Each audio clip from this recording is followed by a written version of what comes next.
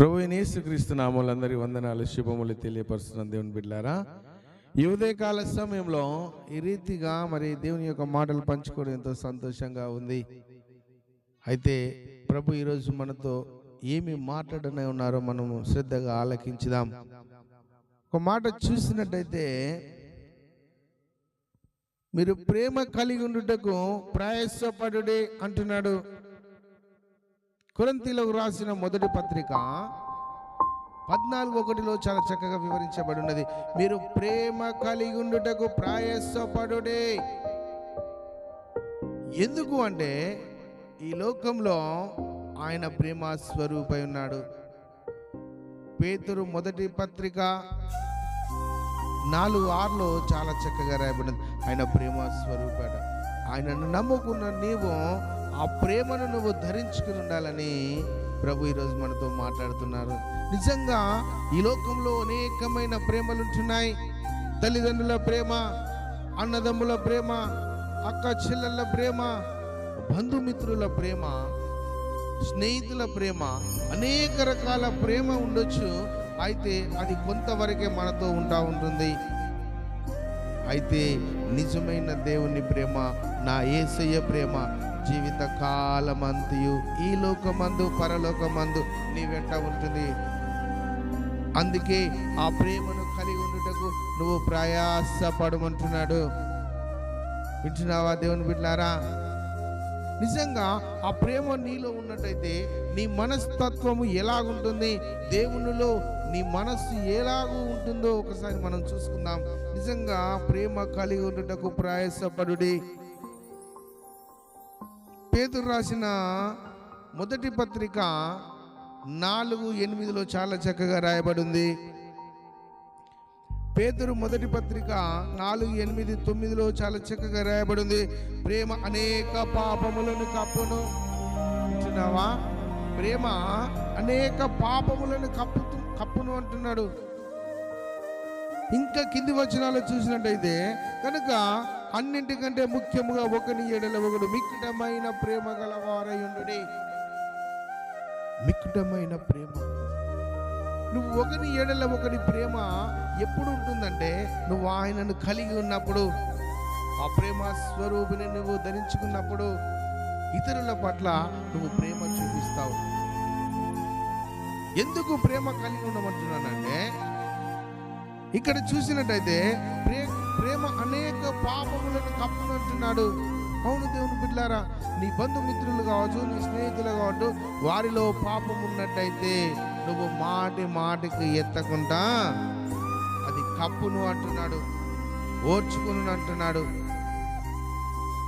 అందుకే ప్రేమ కలిగి ఉండటకు ప్రయాసపడుడి. వింటున్నావా దేవుని బిడ్డ? ఈ సోషల్ మీడియా ద్వారా వింటున్నావా?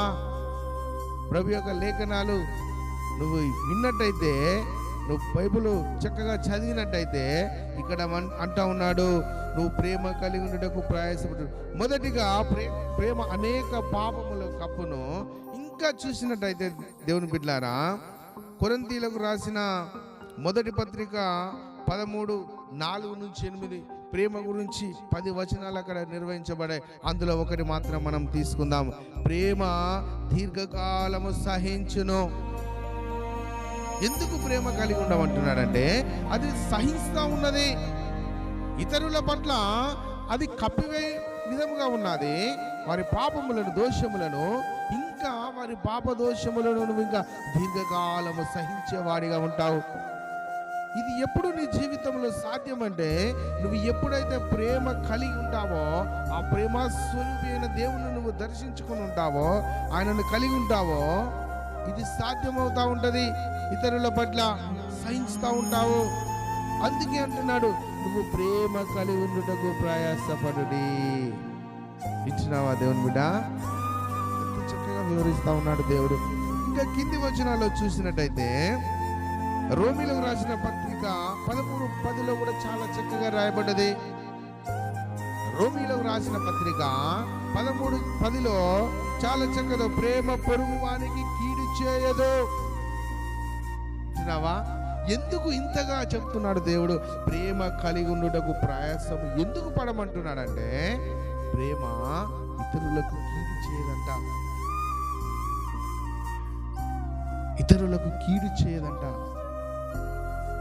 సహిస్తదంట. వారి పాపములు కప్పివేయనంటున్నాడు. అందుకొరకే కదా ప్రేమ స్వరూపిని నువ్వు ధరించుకుని ప్రేమ కలిగి ఉండుటకు నువ్వు ప్రయాసపడు. దేవుని బిడ్డలారా, ఎలా ఉంది నీ పరిస్థితి? దేవుణ్ణి ధరించుకున్నావా? ఆయన ప్రేమను నువ్వు ఇతరుల పట్ల కనపరుస్తా ఉన్నావా? ఎలా ఉంది నీ పరిస్థితి? మనల్ని మనం పరీక్షించుకోవాలి. ఇంకా కింది వచనాల్లో చూసినట్టయితే ప్రేమ పొరుగువానికి కీడు చేయదు. సామెతలు 10:12 కూడా ప్రేమ దోషములన్నీ కప్పును. వింటున్నావా దేవుని బిడ్డ? ప్రేమ దోషములన్నీ కప్పివేస్తుందంట. ఇక్కడ చూడు ఎంత అద్భుతంగా రాయబడి. ఎందుకు నువ్వు ప్రేమ కలిగి ఉండాలంట? అనేక పాపములను కప్పివేస్తుంది, దీర్ఘకాలము సహిస్తా ఉన్నది, పొరుగువానికి కీడు చేయదు, దోషములన్నిటిని కప్పివేయును. అందుకొరకే ఆ దేవుని యొక్క ప్రేమ, ఆ దేవాది దేవుని నువ్వు ధరించుకోమంటున్నాడు. చాలా చక్కగా స్పష్టంగా రాయబడింది లేఖనాల్లో. కొరింథీయులకు రాసిన మొదటి పత్రిక 14 మొదటి వచనంలో నువ్వు ప్రేమ కలిగి ఉండుటకు ప్రయాసపడు పడుడి అందరికీ చెప్తా ఉన్నాడు. వింటున్నావా? మరి ఎలాగుంది మన పరిస్థితి? ప్రేమ కలిగి ఉంటున్నావా? ఇంకొక సందర్భంలో రాయబడి ఉంటుంది, ఆయన ప్రేమ అయి ఉన్నాడంట. ఆయన ప్రేమ అయి ఉన్నాడు. ప్రేమ స్వరూపే కాదు, అసలు ఆయనే ప్రేమ అయి ఉన్నాడు. స్తోత్రం, హల్లెలూయా. ఇంకా చూసినట్టయితే దేవుని బిడ్డలారా, ఒకవేళ నువ్వు ప్రేమ నీలో లేనట్టయితే, కొరింథీయులకు రాసిన మొదటి పత్రిక 13లో చాలా చక్కగా రాయబడి ఉంటుంది. దేవుని బిడ్డలారా, ఒక్కసారి చూద్దాం. మొదటి నుంచి ఒక్కసారి చూసినట్టయితే 2వ వచనంలో ఒకసారి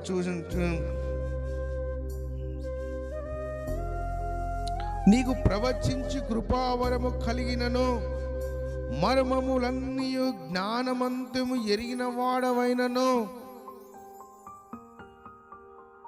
కొండలను పెగిలింపగల పూర్ణ విశ్వాసము గల వాడనైనను, ఒకవేళ ప్రేమ లేని వాడనైతే నేను వ్యర్థుడని అంటున్నాడు.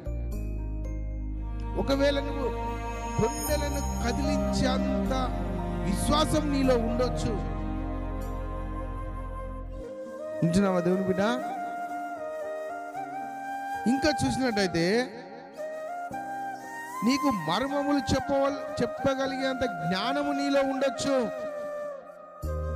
అయితే దేవుని ప్రేమ నీలో లేకుంటే వ్యర్థమే, వ్యర్థుడనే అంటున్నాడు అపొస్తలుడైన పౌలు. వింటున్నావా దేవుని బిడ్డలారా? ఈ ప్రేమ లేకుండా నువ్వు ఎన్ని చేసినా వ్యర్థమే. ఈ ప్రేమ నువ్వు కలిగి ఉండకుండా నువ్వు ఎన్నిసార్లు మందిరంలో నువ్వు ప్రార్థనలో ఉన్నా వ్యర్థమే. ఈ ప్రేమ లేకుండా నువ్వు పొద్దున, మధ్యాహ్నం, సాయంత్రము దినమునకు 3 సార్లు, దినమునకు నేను 7 సార్లు ప్రార్థించిన అని చెప్పిన వ్యర్థమే.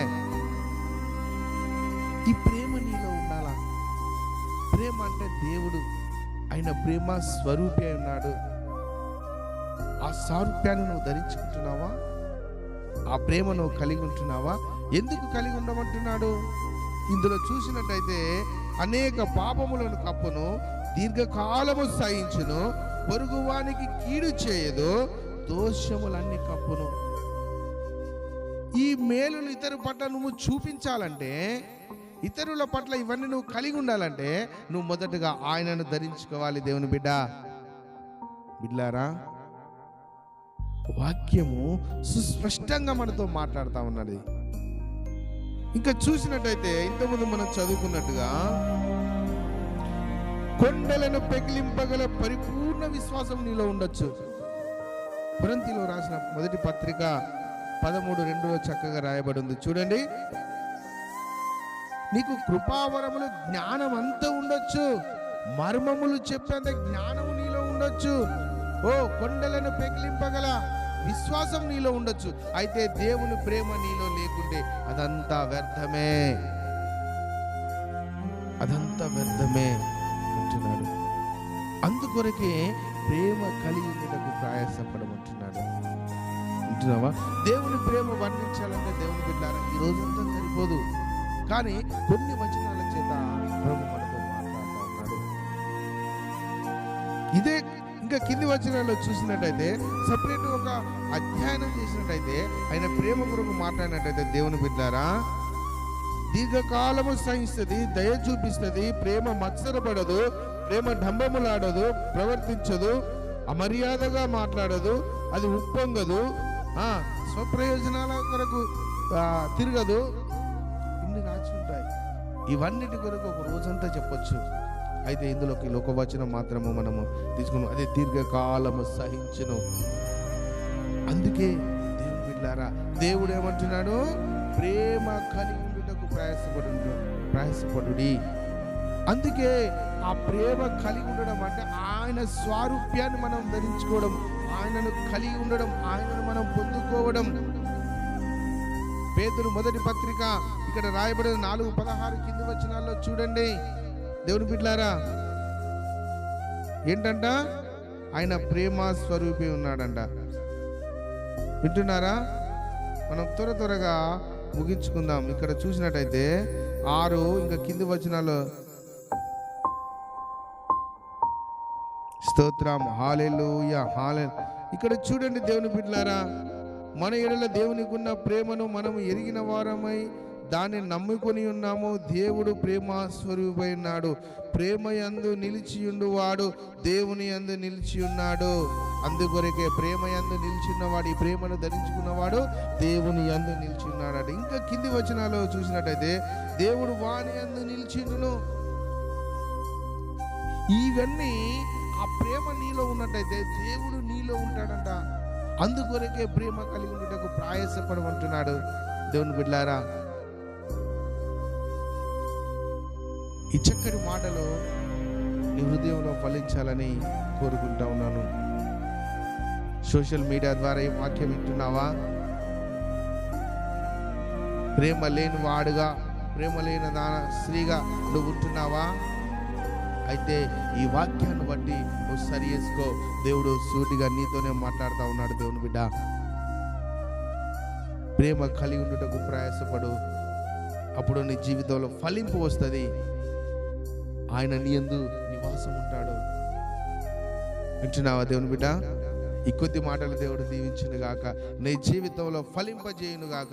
God bless you all. Thank you Jesus. హల్లెలూయా.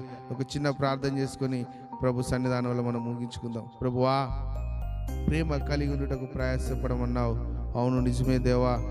ఇదిగో నిజమైన ప్రేమ నాలో లేదయ్యా అని మనం ఒప్పుకుందాం. దేవుని బిడ్డలారా, నిజమైన ప్రేమ నాలో లేదు కాబట్టి ఈరోజు నీ దాస్యంలో నుండి నాతో మాట్లాడావు. ఇదిగో ప్రేమ కలిగి ఉండుటకు నాయన ఈ రోజు నుంచి నేను సిద్ధపాటు కలిగి ఉంటాను.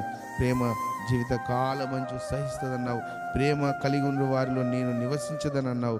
అయ్యా, నీ మాటలను బట్టి తండ్రి నాయన నేను బలపరచబడుతున్నాను అని మనం ఒప్పుకొని సరి చేసుకుంటూ, అయ్యా మరి యేసు నామములో ఈ చిన్ని ప్రార్థన ప్రభువా మరి ప్రతి కుటుంబంలో నెరవేర్చబడును గాక.